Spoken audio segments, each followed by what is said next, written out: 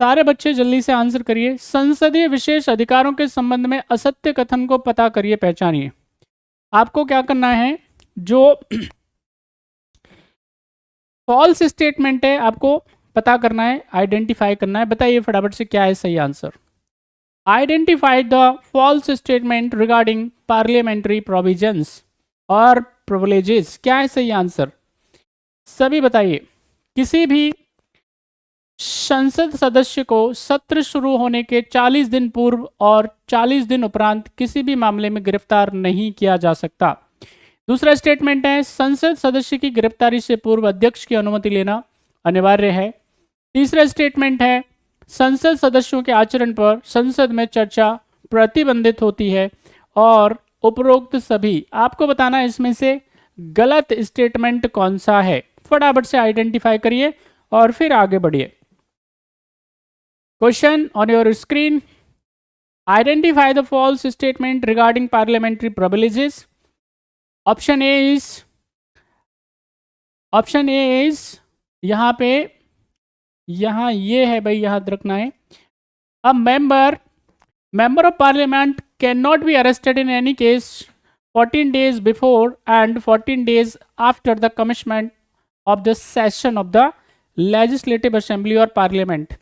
The speaker's permission is mandatory before the arrest of the member of the parliament.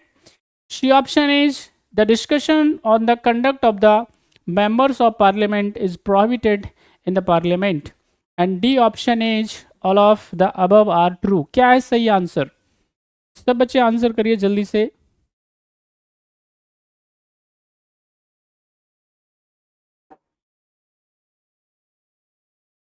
चलिए अब हम लोग आगे बढ़ते हैं।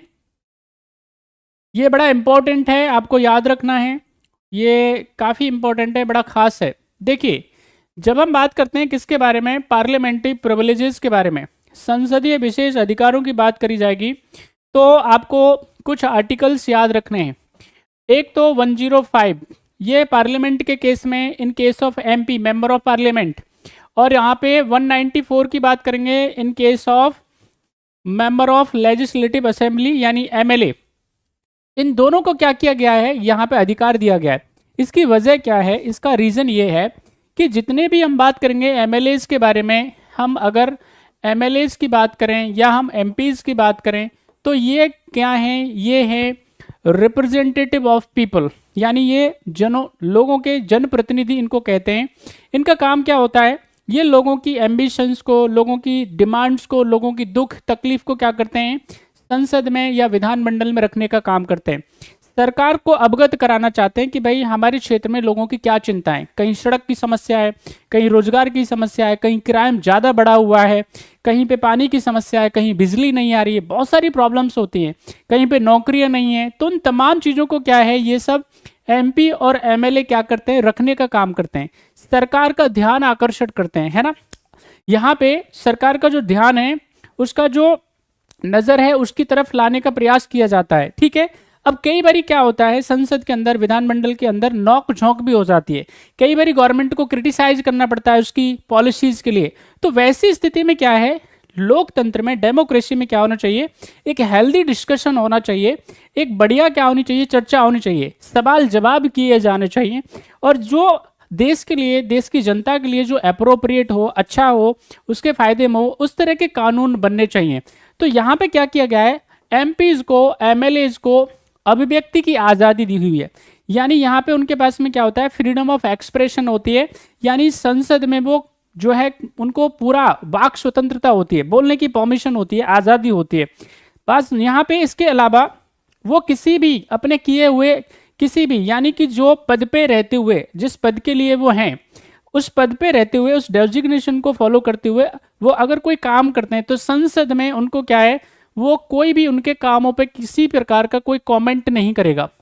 कॉन्स्टिट्यूशन ऑफ इंडिया के एक आर्टिकल है 121, 121, उसमें क्या है, सर्वोच्च न्यायालय के न्यायाधीश महोदय, साथ ही साथ में यहाँ पे चीफ जस्टिस, यहाँ पे एमपीज, इन सभी के आचरण पे, किसी भी प्रकार के इनके कैरेक्टर पे कोई डिस्कशन नहीं होगा, इनके कार्यों पे किसी प्रकार का कोई डिस्कशन नहीं होगा, जब तक इनको रिमूव करने का प्रपोजल ना हो। यानी जब तक, जैसे मैं कहूँ आपसे, अगर चीफ जस्टिस ऑफ इंडिया को हटाने का प्रपोजल है, उनके रिमूवल का प्रपोजल है, किसी जज को हटाने का रिमूवल का प्रपोजल है, मिसबिहेवियर और इनकैपेसिटी का अगर उनको क्या पाया जाता है, शिकार पाया जाता है, तो वैसी स्थिति में तो क्या किया जा सकता है, उनके कार्यों पे डिस्कशन हो सकता है, चर्चा हो सकती है। लेकिन अगर उनको रिमूवल का प्रपोजल नहीं पेंडिंग है, उनको हटाने का कोई प्रपोजल ही नहीं है, तो ऐसी स्थिति में उनके किसी भी एक्शन पे, उनका जो भी उन्होंने पद पे रहते हुए काम किया है, उनके कैरेक्टर के बारे में, किसी प्रकार की कोई आचरण के बारे में कोई चर्चा संसद में नहीं होगी। यहाँ पे क्या है, जितने भी एमपीज हैं, एमएलएज हैं, उनको इम्यूनिटीज हैं, यहाँ पे पार्लियामेंट्री उनको प्रिविलेजेस हैं, असेंबली की तरफ से उनको प्रिविलेजेस होते हैं। तो यहाँ पे याद रखना है, अगर कोई सिविल केस है, सिविल केस मतलब रुपए पैसे का कोई मामला है, जमीन जायदाद का मामला है, तो वैसी स्थिति में याद रखना है, एक तो सत्र के दौरान, सेशन के दौरान अगर क्या चल रहा है, पार्लियामेंट का या लेजिस्लेटिव असेंबली का क्या चल रहा है, सत्र चल रहा है, सेशन चल रहा है, तो वैसी स्थिति में याद रखना है सेशन से 40 दिन पहले और 40 दिन बाद और सेशन के दौरान उनकी क्या नहीं हो सकती है, कोई गिरफ्तारी नहीं हो सकती, अरेस्टिंग नहीं हो सकती है, याद रखना है।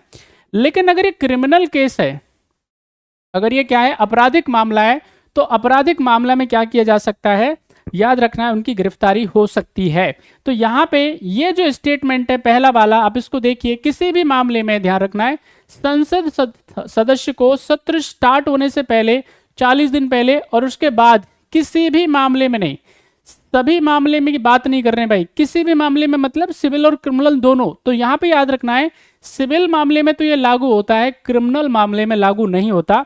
इसलिए पहला स्टेटमेंट जो है वो गलत है। और ज्यादातर ने क्या किया है, देखो आप सब ने डी आंसर दिया है। यहाँ पे भाई पूछा गया है, you have to identify, you have to choose false statement, आपको गलत जो ऑप्शन है उसको चुनना है। और यहाँ पे सारे के सारे, यहाँ पे ये हमने लिखा है नीचे, उपरोक्त सभी सत्य हैं, तो यहाँ पे आप देख लीजिए, गलत को चुनना था, राइट आंसर हो जाएगा इसका क्या, याद रखना है, ए इज द राइट आंसर। चलिए, आई होप आपको ये क्लियर हो गया होगा। नेक्स्ट क्वेश्चन, यहाँ पे मैं बता रहा हूँ आपको इसके लिए क्यों है, ये सब क्यों बता रहे हैं अभी, क्योंकि अभी याद रखना है लगातार इसी तरह की चीजें चल रही हैं, स्पेशली दिल्ली के मुख्यमंत्री साहब के केस में इस तरह की चीजें चल रही हैं, ठीक है कि नहीं। यहाँ पे झारखंड के जो मुख्यमंत्री साहब है उनकी गिरफ्तारी हो चुकी है, तो ये तमाम चीजें आसपास चल रही हैं, तो इसलिए इस तरह से क्वेश्चंस जरूर आपके एग्जामिनेशन में बनेंगे। आपको याद रखना है, यहाँ से सवाल अवश्य बनेंगे, पूछे जाएंगे, इसलिए ध्यान रखना है। बात समझ में आई। नेक्स्ट क्वेश्चन, तो इसका फिलहाल तो आंसर क्वेश्चन नंबर 7 का ए हो जाएगा। नेक्स्ट क्वेश्चन आपकी स्क्रीन पे क्वेश्चन नंबर 8, फटाफट से आंसर करिए और फिर हम आगे बढ़ेंगे। क्वेश्चन नंबर 8, आपको बताना है बैंकिंग रेगुलेशन एक्ट के 35A नियम के तहत 29 फरवरी के बाद पेटीएम पेमेंट बैंक ग्राहक किन सेवाओं का प्रयोग नहीं कर पाएंगे, फटाफट से बताइए सारे बच्चे। Under rule 35A of banking regulation act, which services of Paytm payment bank customers will not be able to use after February 29? क्या है सही आंसर, सारे बच्चे बताइए जल्दी से। देखिए अभी जो ईयर चल रहा है वो 2024 चल रहा है, और इसमें क्या होगा, लीप ईयर है, और जब लीप ईयर है तो इसमें फरवरी 28 की ना होकर के 29 की होगी। तो चलिए आंसर करिए फटाफट से, सारे बच्चे जल्दी आंसर करिए। इस बार फरवरी होगी 29 दिन की।